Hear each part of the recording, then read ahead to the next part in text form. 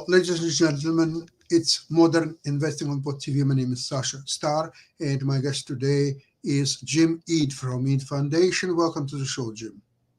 Thank you, Sasha. It's great to be here. Yeah, so it's Wednesday.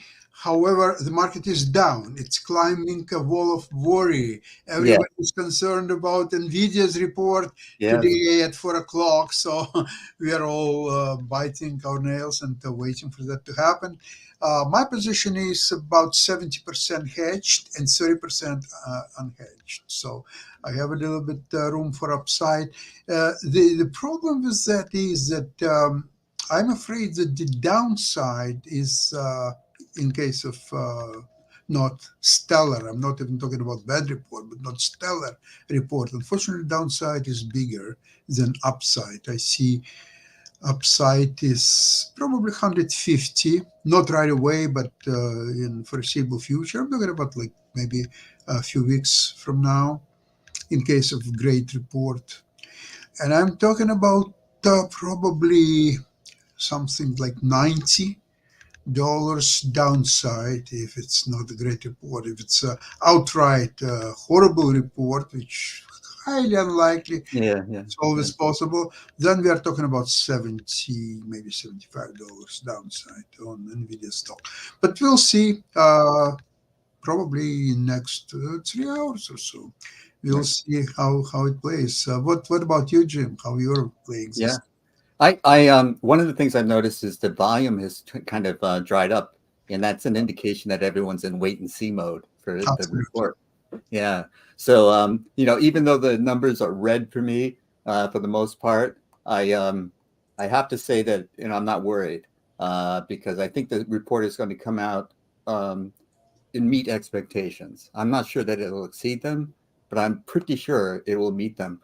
The revenues have been mind-blowingly good, and so in the past, I mean, they've doubled, and I don't see any reason to think that that's not going to continue. Not that they will be twice what they were, but that they will continue to grow. The chip makers, Taiwan Semiconductor, for example, reported really good earnings. Really, so they have been doing well. They're one of the suppliers of NVIDIA. So I think the inventory is there, and there still seems to be a growing, not a continuing demand, but a growing demand for what NVIDIA offers. So I think that the revenues are not only going to be good, but they're going to continue to be good into the foreseeable future. Yeah, I agree with you on that. And interestingly enough, that all semiconductor stocks, like indicated by SOXL, SOXL, semiconductor index, it's a triple, though. You have to be aware of that. It's doing quite well. Even that Nvidia is not a stellar performer in the last couple of months or All so. right. But we'll see. I see there are almost three level of resistance for Nvidia stock. Number one is 130, which is touching few times lately, but cannot move any farther than that. It's Right. 135, where it was for a while, kind of a resistance level, and 140 all-time high, 140 something, which it touched one intraday, July. Yeah. never closed there, unlike 135. So these are three levels that NVIDIA somehow have to climb if it will climb. I'm quite hopeful on a pretty good report. One of the indicators, you're right, is Taiwan Semiconductors, who is a supplier, probably major supplier of NVIDIA, and their report is good. Now, if they wouldn't supply NVIDIA with all their orders, maybe their report wouldn't be so great. Uh, Right. Well, yeah, so, there has been another supplier that the reports about a delay in the chips, but I think that is going to be immaterial in very soon. They'll catch up, and so I don't see them having problems with supply. And again, as I said before, the demand is still there and growing because everyone is getting on the AI bandwagon, and they're afraid of not investing enough rather than investing too much. Yeah, Blackwell chips. This story has been around now for a few weeks, and Right. probably the fact that it's been delayed, it's already factored in the price of stock. Correct. And in the meantime, orders for their, I Excuse me. think this Hopper chips, it's not slowing down. But we'll see how it will be played. Yeah. Uh, Overall market, in my opinion, is quite healthy in spite of this. The presidential election factor and others. I'm surprised that some people think that because of the election factor, stocks will collapse in a matter of weeks from now. Uh, Well, yeah, we're but entering into that time period where the market doesn't like uncertainty, and so September, October, these are difficult months many times. yeah, yeah, that's correct. And interesting if market will have exceptions this year, but you have to be, of course, be very careful now because Right. September, October are quite turbulent months. Some Yeah. stocks could do still well, but overall market is a little bit Right. unpredictable, and unfortunately, this we have to be mindful of in Yeah. investing. In early August, I increased my cash allocation um, in anticipation of the kind of rocky road. Not that it's always happens, but it's such a clear trend that I'm just a little bit shy. And but I'm poised if if the market does go down, then I can buy back cheaper. If Nvidia goes down, if it goes down to almost an unimaginable to me 75, I'll buy more. Yeah, because the long terms are actually extremely good for Yeah, NVIDIA. And sure, 70, 75, even 90 for me also would be a yeah, great entry point. And probably I will buy back the covered calls that I sold mhm, earlier. That would be another good strategy probably to follow.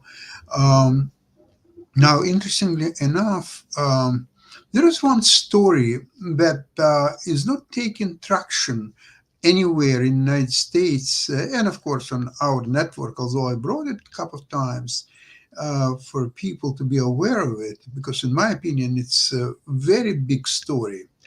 It's a story with Telegram and arrest of its founder, Pavel yes, Durov, in in France. France, yeah, I cannot overestimate the meaning of this story because, first of all, there are a lot of unclear points. For example, why he actually flew on his private jet to France, where there was issued a warrant on his arrest. right. Doesn't sound He's a multi-billionaire, and he could definitely, if he wanted, he could avoid this flying to France. right.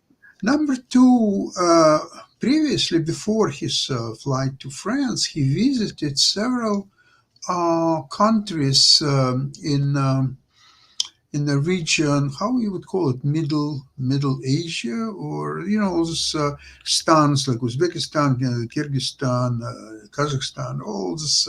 How you call it geographically speaking? Uh, Mid Asia. Mid-Asia is usually what we say. Yeah, yeah, Uh, and the final stop on his way to France was in Azerbaijan and Baku, when at the same time there was Putin. And although there is no evidence that he had meeting with Putin, maybe he wanted to have meeting with Putin, but he didn't get it, or maybe he had in fact meeting with Putin, but of course it's not evident. Um, Now, interestingly enough, he personally doesn't have keys to Telegram because the concern here is that Telegram is only one of all the known messengers and the platforms like WhatsApp or others where the special services in the United States and many European countries or so, they don't have access. Now, what's wrong with that is, okay, we are talking about now the concepts of freedom of speech. And so if the special services have access to WhatsApp and Facebook and YouTube and others, but they don't have access to Telegram, what that means that a lot of criminals, money launderers, and terrorists, they use Telegram a lot for Wow. their actions. And that's the only service that they're using. All these terrorists in Israeli-Palestinian conflicts and many others, Iran, they're all using Telegram and only Telegram. Fascinating. So here we have to wait now. What's more important, the freedom of speech or pursuing the criminals and terrorists who are using Telegram and only Telegram for their actions? So this is something to talk about. Yes. Another The one is thing I can say about him, I don't use the service, so I don't know its quality or anything like that. But I do know that he's anti-authoritarian and the type of person who would stick his thumb in your eye. So, I can see him going to France and facing the music just because he's not shy publicity-wise, and also he would like, I think, the exposure and the bringing to worldwide attention the fact that he's allowing people to say whatever they want, and he's not exactly. censoring it. He's not, kicking people out like Elon Musk did with Twitter, now X.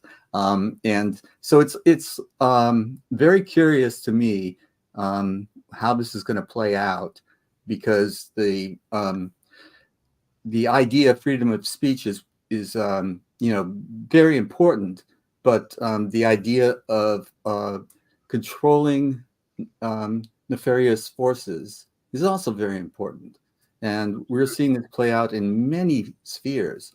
And like, when you have to give up privacy or rights or anything like that, there's a strong resistance to that. But to let the law enforcement officials do their job, there's also a strong argument for that. So I don't know what's going to happen in the future around this sort of thing, but he's going to have to allow a certain amount of access and a certain amount of scrutiny. It's just there has to be some middle ground here that's going to be negotiated.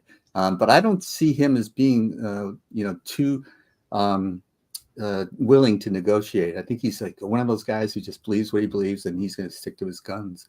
I have no idea why he would be wanting to meet with Putin. Because again, he's anti-authoritarian, and I don't understand that connection unless he's trying to open up another market. And Jim, there is something more to it. First of all, who are the main users of Telegram? It's only number 8 in the United States. Right. That's the best actually they're showing. They're not the most popular service in the United States, neither in Western Europe. Right.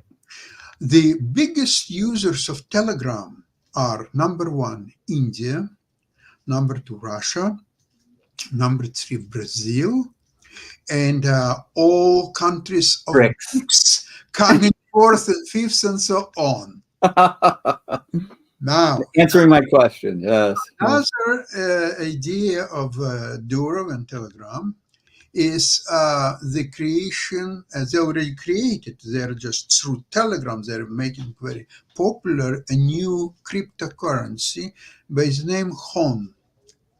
And that is BRICS answer to US dollars. How to avoid, now they could use Bitcoin or any other crypto, but they believe that all these cryptos are sort of US originated and controlled, or oriented. Not good enough. So BRICS must have their own Bitcoin or own currency that they will be controlling, and they can stay away from US and the West controlled cryptocurrencies and conduct their transactions, and maybe even if not replace US dollar, but at least to create something, some alternative, and very serious alternative. Because what they were trying to do, maybe make it either yuan or ruble or something else, but it will take 700 years before ruble or yuan will be able to compete with US dollars. Right. They need something now while they're still alive, because all these leaders may not be Yeah. alive in 5, 10 years or sooner.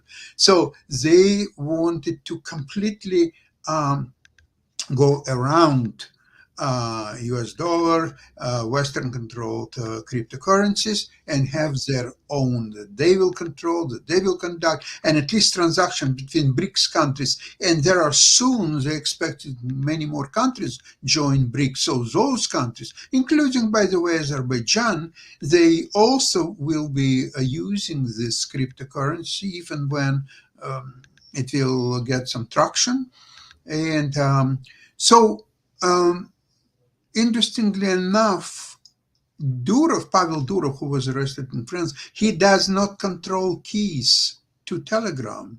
It's controlled by his brother, who is has very top position in one of the scientific institutions in Russia, in St. Petersburg, I and see. he controls the keys. So even Durov, if he wanted to provide keys to France or the Western special services and so on, It's he's not his not in day. a position Yeah. to do it. He just can't.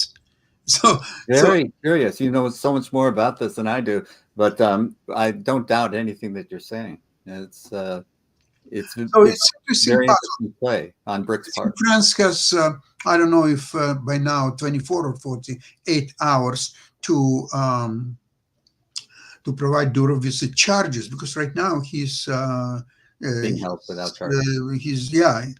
the charges have not been presented to him yet. Right. So he's sitting there waiting for the charges, and maybe it's a political stunt as well to That's what make Telegram more popular, get maybe a more couple of exposure. million users in Europe and the United States, and so on. And maybe he will succeed, by the way, because if it's evident that that this is now service which will be controlled by special services, just as any other Facebook or YouTube or anybody else, then it loses its appeal. But if it's not, and he cannot provide keys because the keys are controlled by his brother, and I'm pretty sure by Putin as well through association with his brother, then it's a publicity stunt, nothing more than that. Yeah. Well, Sasha, I got my producer's talking to me in my ear. He's saying that Shaquille's here. I wonder if Shaquille has another view on this, because this is a little bit about above my pay grade. But if we could bring Shaquille on, is that okay? I have no problem with that. I sent him a link, so yeah, okay. If he wants to, he can use the link to get in. It's okay, Shaquille. I've been back here for a bit, Sasha. I didn't think you noticed me. So look, I actually don't know as much about Telegram as what you've explained. So I'll have to defer to your knowledge. I will say I am very sick and tired of Jim Eade coming onto these shows and wearing brighter shirts than me. I mean, this was actually my deal. But good try. I think Sasha, I think Jim and I are going to have to go shopping together, because I think we've got the same taste. You want us to be in the same shorts? No, it's more likely you'll be in San Francisco than I'll be in Perth. Okay. Well, I should be over there soon. I've been supposed to be coming back over there this whole year, and I've just had sort of all these delays. But I will be over soon. And as you know, I've got family in San Francisco, so I always pop through. I'll fly too. We'll have to fly you over as well. Or maybe what I'll do, Sasha, is I'll come to Toronto. We'll go down to New York, and then we'll fly across to the East Coast. Absolutely. West Coast. I will just say, look, in relation to Telegram, I don't know everything you guys have been talking about, so I just arrived. But I will just say, I think that people should have a right to have private conversations, and I know that there is a security risk, but with that that notwithstanding, I still think that people should have a right to be able to communicate. I think that we should preference that freedom, even at the risk of our own security. But I think it's also worth noting that there are other programs like Signal, and there's a heap of others that people can use. Sure. Are we going to shut them all down? I mean, I do have some sort of civil liberty kind of concerns in relation to that. I really think that people Jack, should be able to use them. granting that, which I do, I would say that there's a process in the United States where you can go to a judge and get the written authority to tap a phone or to do something like that. But that's not universally done around the world. That's just the United States. And so how do you do it lawfully when you think there's criminal activity? And that's not country to country. That's not clear. Well, yeah, okay, Jim, but if you and I had nefarious plans and we sat there in person and had a conversation, very difficult for them to be able to do anything about it. We can get a white noise machine or something to take out the bugs and everything. Yeah, so there are ways for us to be able to communicate, and I guess to sort of look at the Edward Snowden reports. Do you really want the government to see your dick pics? Now, first of all, to all the males that are watching our program, please don't send them. Girls don't like that, right? It's an ugly-looking thing in the first place, so don't send dick pics. But if you are so inclined, do you want the government to be able to see that? And also, to things that I think are more business oriented, I use encrypted messaging services all the time when I am trying to tell people that I work with or my business partners what positions I want to put on the markets. Now, very often, to be perfectly honest, if you knew everything that I was doing, it's not like it's some major secret that if it gets out, it's going to end my trading career or anything like that. No, that's not the case. But I'm very secretive about what I do because, well, in the first place, if my clients knew what I did, they'd go and do it themselves. I wouldn't be able to charge the money for doing it for them, right? Mm-hmm. But secondly, because I don't want anyone to really know what I'm up to, what is my thinking when I'm assessing a stock or whatever. Mm-hmm. Surely I should have the right to be able to do that without thinking, hey, the government could somehow find out what I'm doing. And then I've got to trust all those government agents. So, I get what you're saying that, yeah, there is a serious security risk to us. But I think I'm prepared to accept that actually for the right to be able to communicate in a way which is outside of the government's ability to interfere with it. And as I understand the law in America, husbands and wives don't have to testify against each other. Their communications are sacred. So what if they're communicating through Telegram? Is it still? Do you know what I mean? I have an issue here personally. And there's attorney-client privilege, and there's all these types of things. So the privacy issue is very paramount. But the other thing is, if you and I were you were doing nefarious activities in Australia, and I was doing nefarious activities in the United States, and we were going to meet someplace, it might be very possible that we would be under surveillance. So it's got to be weighed. But it could also be quite possible, Jim, that you and I are talking about how to, do a Die Hard with a Vengeance type deal where we're going to steal all of the money that's in the Federal Reserve in California, right? Mm-hmm. So you and I have come up with this amazing plan. One, we may not go through with it, but two, what the law enforcement agencies didn't realize was that you and I were talking about writing a script for a movie. Right. You and I were talking about writing a book. Yeah. We weren't actually talking about doing this. We were just talking about what would make it an amazing movie, but they've misunderstood. Next thing you know, we're on charges. Right. So we go, okay, what we'll do is we won't communicate that on the phone or in a StreamYard that's being live broadcasted across the world. What we'll do is we'll talk about that privately somewhere, right? And then they've managed to get into that. And we don't know, are they going to get into it with a warrant just for those people? Or are they going to get into that for everybody and then do an assessment? Now, there are reports, I don't know if they're true or not, people tell me it is. There are reports that national security services around the Western world actually listening to phone calls, or they have like computers that listen to phone calls. And if you say certain trigger words, it gets tagged for review. Now, I don't know if that's a conspiracy theory or not. I tend to think it's probably something that they would do without telling us. It's something. There's something to it. Right. How widespread it is, I have no idea. Yeah. Gosh, But it's like the Patriot Act. When the Patriot Act was passed after 9/11, like I get it and I totally understand it, and I would probably even accept it for a limited period of time. You might need to do it for a few, but it's been over 20 years now, and you've still got the Patriot Act. I just, as somebody who does believe in civil liberties and like just freedom and just like get the government out of our lives, Good for I you. happen to have a problem with that. I don't think the Patriot Act should still be there. I would like to ask you, there are many services in the United States. Actually, Telegram is only in eighth place. So there are obviously Facebook, there are obviously YouTube, there are many other services which are in 1 to 7th place, and Telegram being only 8th.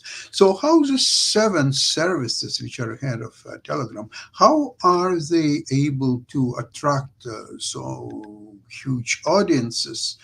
And at the same time, either they are very good at policing themselves, and this way they mitigate this threat of terrorists using the services. But because Telegram is refusing to police itself and refusing to provide codes to anybody, that's why the terrorists, especially in the Middle East, actually all Russian army in the Ukraine, they're all using nothing but Telegram. Period. Full stop. That's So, fascinating. so that's really something to think about, and especially if you're going into plans through Telegram audience to create specific crypto currencies that will be used by BRICS and which would be potentially a threat to US dollars, then what do you think US and Western governments should do about it? Yeah, that's a great question. Right now, Shaquille's embarrassed about his shirt, so he's not visible right now. Okay, But, that's okay. But you see, that's a problem. My apologies. I'm trying to give up smoking, and oh, for like the 300th time, I gave up. I've been able to go a few days, and then I've started having a couple. But every time I try to give up smoking, I end up having these coughing fits and start coughing up all the crap that's in my lungs. So I do apologize. I don't think you guys want to see me blow my nose and all that sort of stuff. So that's why I'm trying to cough up. Very considerate. But I don't know the answer to your question, Sasha. I don't know what the proper response is because, we do have to weigh the things that Shaquille is talking about. And what we are doing to interfere with people's communications in other countries, like how much authority do we have? And what's right and what's wrong? These are very difficult questions, but we have Facebook, for example, that does monitor itself, and it causes a lot of people to be very upset with them, what they're allowed to say and what they're not allowed to say, and they can practice censorship. So censorship is one of the things that most Americans, although that's changing, and most Americans are against it. What I can say is that these companies have Google and Facebook. They've really been working very hard about what's the right balance. And sometimes they're leaving it up to the bots. The Autobots are deciding for them. And I think you're right. Like it's such a difficult thing to be able to get right. And if we go back to COVID, I thankfully we can now talk openly about it. I joined a few groups that were like extreme conspiracy theory groups. I also joined some groups that are far left groups. I always do that because I'd like to know what everyone's sort of thinking, and I try to be pragmatic and keep an open mind. But just to talk about like some of the groups that we're talking about, like, if you get the vaccine, there's going to be, it's going to change your DNA, and then you're going to be a transhuman, and then that's going to have a patent over it. You're not going to own yourself, all this stuff, and that's going to affect you for future generations. And I'm like, sitting there going, this is just totally ridiculous. Yeah. The question is, should they be banned from being able to express that? Well, here's the issue that I've got, whether it be with terrorism, or any other type of national security type situation, or whether it just be with like some tinfoil hat wearing, conspiracy theory idiot. That the problem is that I don't think it's effective to just take away a communication method from them. I think that just drives them further underground, but they're still going to exist. And then what ends up happening is it ends up that they become more radicalized, for lack of better words, right? Whereas if you take someone like David Icke, who's, let's call him a conspiracy theorist, I love some of his stuff. Like if he was doing a show, I would definitely go watch his show. Not because I believe what he's saying, just because the way he presents it's really entertaining, right? The entertainment I really enjoy it. Yeah. Now, one of the things he talks about is the reptilians, right, and all the politicians, and the world leaders, and the athletes, and the actors, and the religious leaders. They're all, this sort of secret cabal of reptilians. Now, I actually hope that there's some truth to that because it would actually make some sense. But it's funny. Like I don't take that seriously. But the thing is that neither does anybody else. There are very, very few people that will actually take that seriously. And we make jokes about it sometimes. If we see a politician that does something really stupid that we don't agree with, we'll often make the joke, oh, that must be one of those reptilian politicians. I mean, you have fun with it. But when you suppress that speech, or when you think that if there's a group of people that are really going for that or going for the flat earth theory, right? I mean, you listen to flat earthers and they try, you got to give them credit. They try so hard to make compelling arguments for the flat earth theory. And, I want to be able to watch it. I want to be able to go and see it.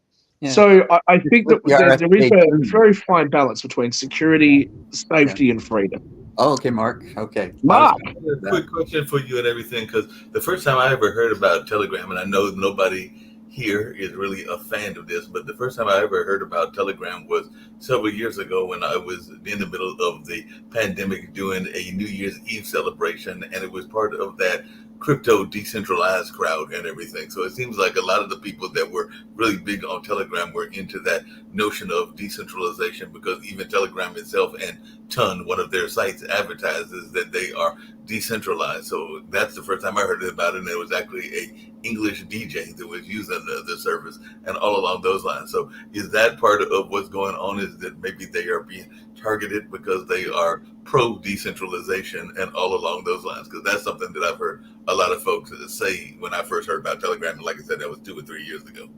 Mark, several issues. Number one, there could be even competition factor, because all this Facebook and Google and YouTube and so on, they will be much better off if Telegram wouldn't exist at all. Okay.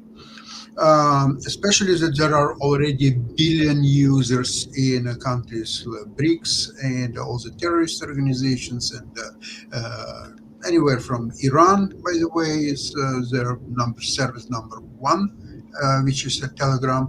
So theoretically speaking, for them, the world would be a better place if Telegram wouldn't exist, period.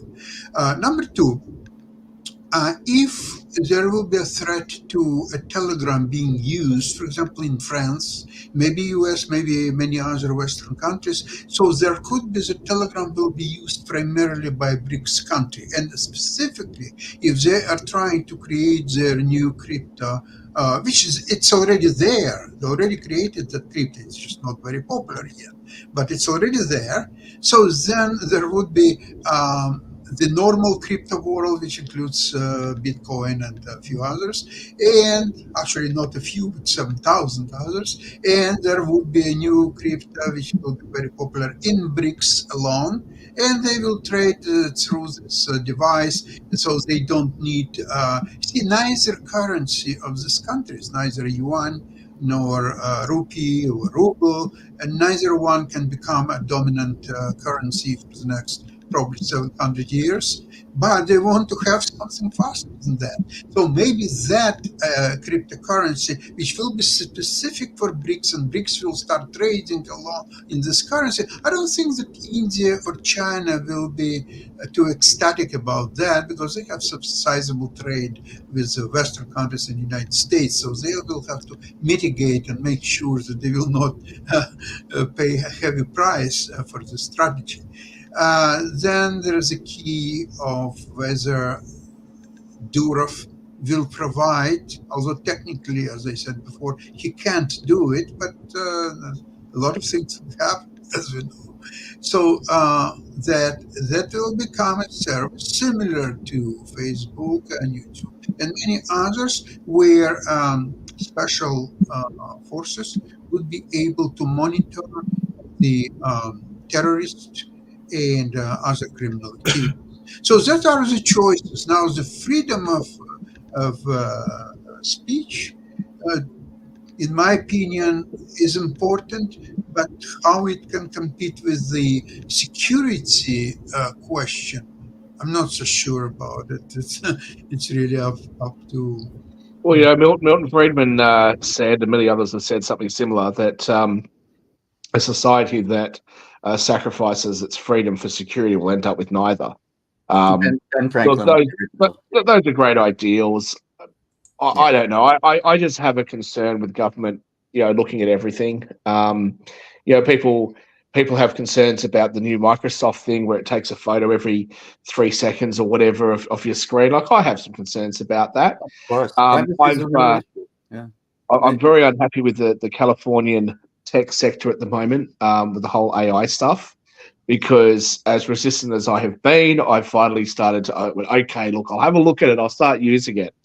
And it's so amazing. It's changed. Well, I can't get off it now. I'm doing all this statistical analysis and data analytics that, I can tell you, 10, 15 years ago, if a kid came out of uni with, with a degree in actuarial sciences or something along those lines, we'd start them at 150 grand, sometimes 200,000 a year, first year out, right? Just because I was trying to be competitive, because the amount of stuff that they could do for us. And oftentimes I'd ask them questions questions. going anywhere, right? Yeah, exactly. Yeah. And so oftentimes I'd ask them questions. I want you to find this. I want you to find that. And they'd do it. But there'd be certain things that I'd be curious about that I would never bother to ask them because it's not worth their time for what I'm paying them. You're paying someone $1,000 a day or more.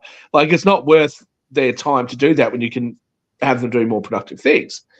Well, with AI, amazing what you can actually do with it. Yes. Now, one of the concerns that I've had recently, so I've asked a few questions because you all know I'm not into tech.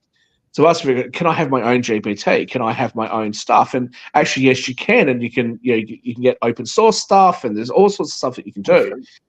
And so I've started to bring people in that I know, family and friends that are in this field. And I said, I want you to create something for me, and it's a work in progress.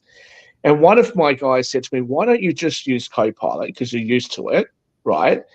Use Copilot, use ChatGPT, but especially with Copilot, and put it on a system which is offline and just transfer the data that you want it to do the analytics on, transfer the data with a thumb drive or something, but keep the thing offline. That way, there's no ability for anyone else to be able to see what you're doing. And a good idea, except I still want my own.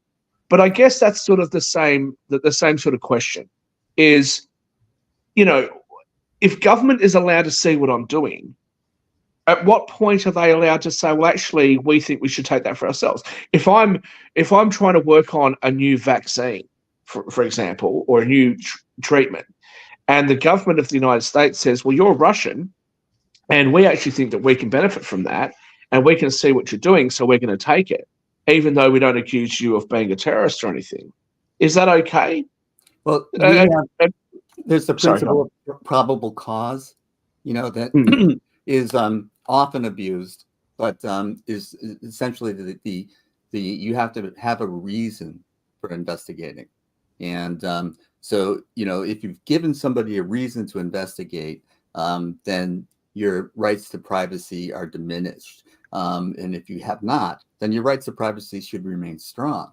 But the probable cause can be abused, and probably is all the time, by the governments around the world. But I also think that we fail to realize that Russia, China, and India have a right to compete. They have a right to do whatever they want in this arena. And if they want to have something like Telegram up, and for this show's purposes, if it hurts the US dollar, that's really all we have to care about. We don't have the right to police them and tell them that they have to do it this way. So if they want to have a chat where it's unsupervised, unmonitored, and anything can go, and it's all private, that's their decision. It's not ours to make. You know, By the way, interestingly enough, that China is not a big user of Telegram. Mm. Maybe because it specifics of their language that probably it would be very difficult to uh, comply with their hieroglyphs and whatever they're using. But also China doesn't believe in services that it cannot monitor. And since Telegram is not to be monitored, then China is not a big supporter of Telegram. Now, tell me, what do Yeah, you but it sounds like our societies don't believe in services that we can't monitor either, right? I mean, let's go back 10 years. Remember BlackBerry? Does anybody here remember a BlackBerry? Right? Used to be The government didn't device. like that either. Canadian company? But let me ask you a question. If Russian military in Ukraine is using Telegram and only Telegram, and all the top government people in Russia using Telegram only, because it's the only thing what Western special forces cannot really get into, and because their telephones are still within the monitoring of American special services.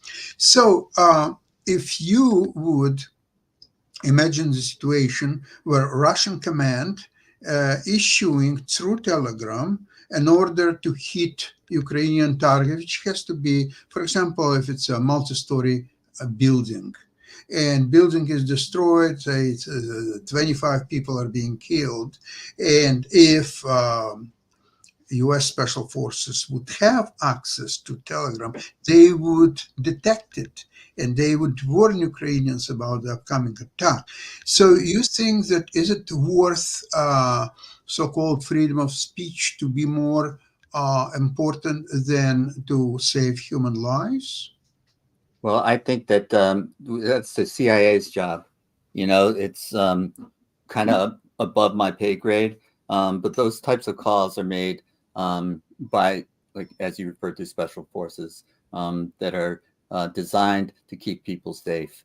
But they can do it only through access to Telegram. Yeah, If and I think that's forces what you can hack. You can hack anything. Their you know? help.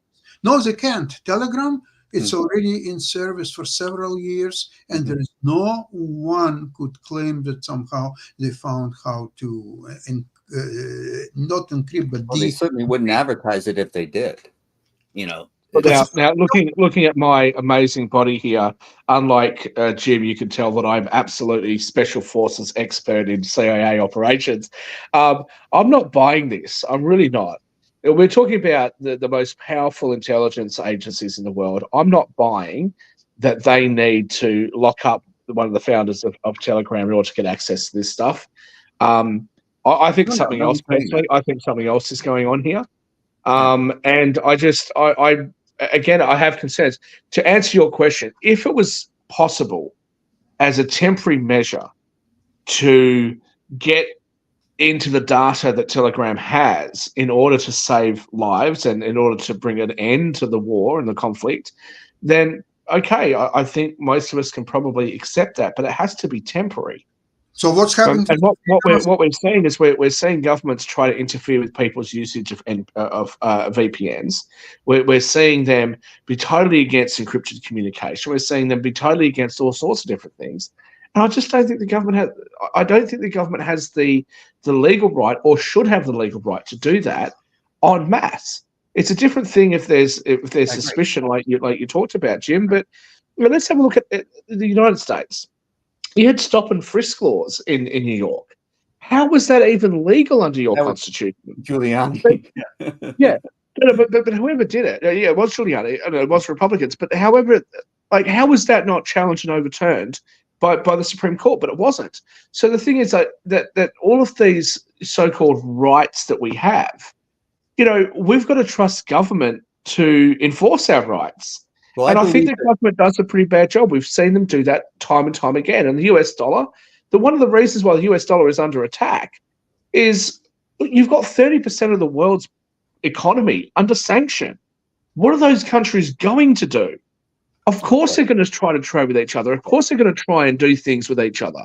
Of course. So, it's a massive issue. Sorry, I didn't mean to cut you off, Jim, if you want to. No. I was just going to say that, the stop and frisk laws were only addressed when they became public knowledge. And then there was an outcry about how they were being targeted.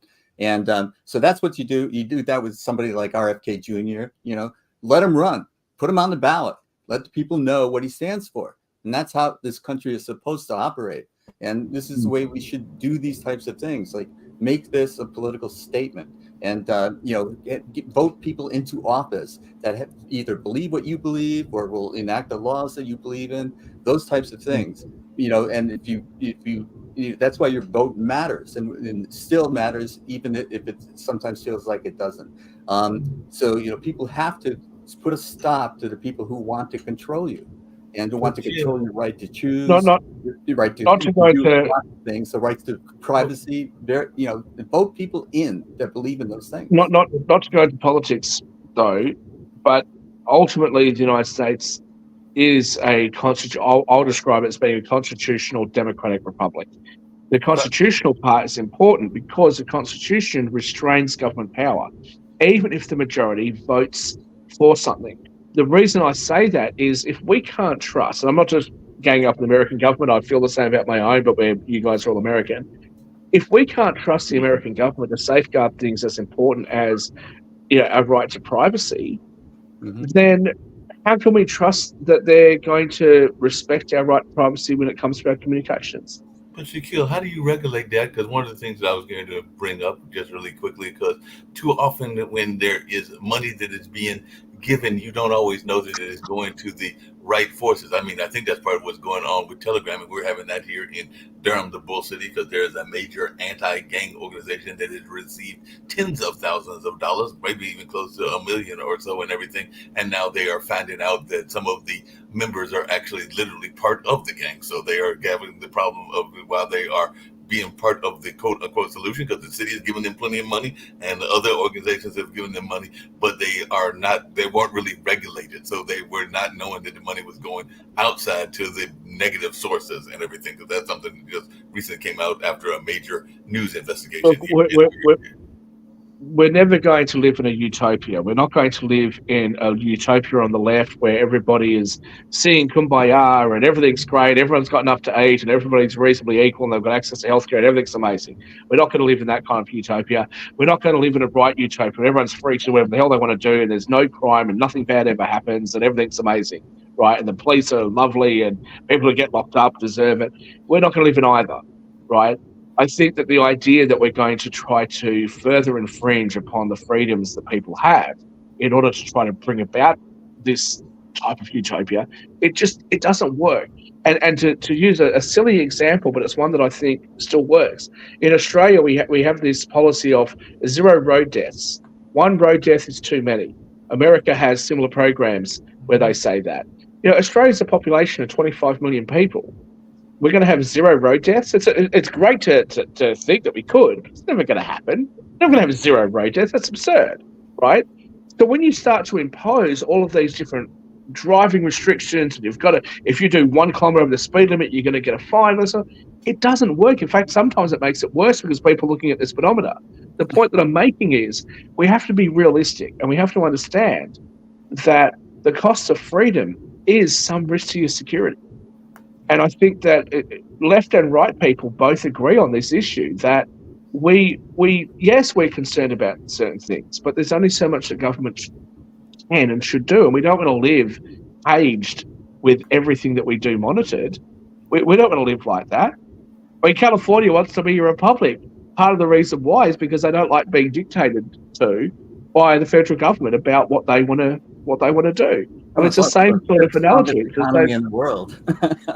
Exactly, but it's the same. It's the same sort of thing. Look, when the right in America criticizes California, and California says we're a strong economy, and Gavin Newsom, right, who I don't really agree with politically. I like the guy. I just don't agree with some of his policies. Right, Sure. Fair enough. That's fair enough. Right? Like when he goes on a short-handed, he goes, "Okay, so what should we do? Should we enact the policies of those like really strong red states that whose economies are terrible?" And you think, yeah, like that's a really good point. Mm-hmm. But we're going off the topic. The thing is, I think that if we give up too much of our privacy or any other of our rights to government, we say it's temporary, but it rarely is. Governments don't like to give up their power. And when we say, well, okay, that'll make us safer, well, does it? We Well, can't measure what preaching to the didn't choir, happen, but does it Shaquille. actually make us safer? You're preaching to the choir. I totally believe that the fundamental rights that we have are the envy of many, many people around the world, and the preservation of those rights is critical. However, as we've talked, there has to be a balance. When you show probable cause, you expect the law enforcement officials to be there. And there's all sorts of hue and outcry if they're not. So this balance and where you come down on this in the spectrum, that we can argue about reasonably. But I think you're absolutely right that some things, one of the things that makes this crazy, I don't call it over-regulated, I call it crazy regulations, because we put regulations in and then we never take them out when they're no longer appropriate, no longer valid. And so this is the type of thing where you say something is temporary. It shouldn't be permanent. It should be a response to a certain specific case. And then it should go away. And we're not really good about the going away part. So you talked about probable cause, Jim. Sorry, Sasha. I'd like to mention that maybe it was a little bit premature for me to bring up this question of Telegram today, because no charges have been revealed against us. Right. We don't know what we're talking about. But we discussed something what exists as to our knowledge of today. We don't know what's going to happen tomorrow or next day, but at least what's available today. This is, in my opinion, very important, because we are touching several concepts. Like one is, of course, freedom of speech. Now, I'm not a strong believer in freedom of speech, simply because anybody can sue anybody for whatever you said or wrote or whatever. And my theory is that unless you have ready $25,000 retainer for your lawyer, you don't have really freedom of speech, because somebody will sue you and you will end up by going. Can I just tell you, if you play on suing me, you're going to need more than 25 grand. Yeah. Some people, I just want to very quickly say something to Jim, though, in relation to that probable cause, what you said there. I'm talking about, look, I'm talking about retainer. I'm not talking about total cost of conducting. I think if you were going to sue me, I think most lawyers would want a bigger retainer. I think, but maybe if you're going to sue somebody, I'm talking about some kind of anywhere from lousy lawyer to middle.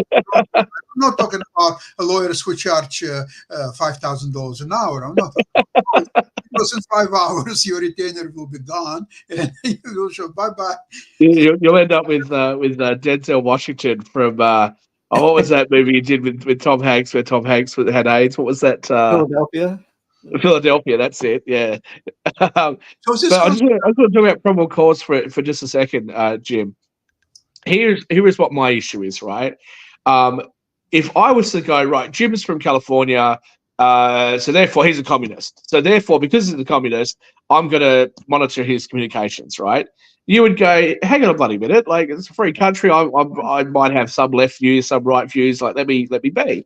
That would be fair enough. What I think we're doing on the international scale is we're going, well, the probable cause is that Russians are using it, or Indians are using it, or Pakistanis are using it, or whatever, right? And that's the probable cause. And so therefore we should monitor everybody who's using that same service. And that's where I have a bit of an issue, because I think, well, hang on a minute, how many people who are innocent are going to get caught up? And even if they're never like fully investigated because they're innocent, the government has all that information on them. Are we okay with that? When here we are in the West complaining about TikTok and complaining about the sort of data that TikTok gets on its users, and yet we're allowing our companies to do the same sort of thing and our governments to interfere with companies that don't do it. I've got to ask you a question, though, because we're short on time. But yeah.